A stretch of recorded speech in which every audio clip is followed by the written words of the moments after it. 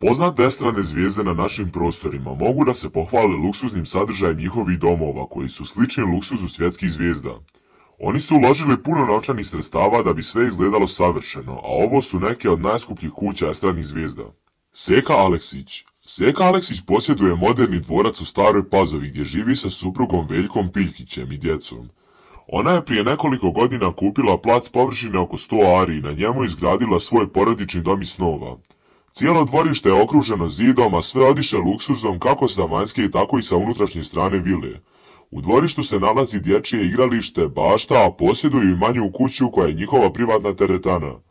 Vila se prostire na površini od 450 kvadrata, a posjeduje i bazen.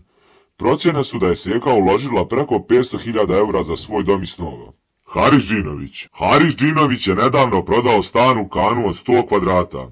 On trenutno gradi vilu u Beogradu koja će, kako on kaže, biti porodični dom iz snova.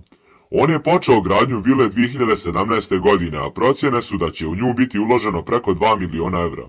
Zdravko Čolić. Zdravko Čolić živi u Kožutnjaku u vili u kojoj živi već 8 godina. Vila je okružena visokim kapijama, a dvorište je okruženo zelenilom koje je po mnogima dom iz snova. Pričalo se da je Čola za svoj dom iz snova izdvojio preko 850.000 evra. On je u međuvremenu dosta ulagao, pa se sada procjenjuje na nekoliko miliona evra.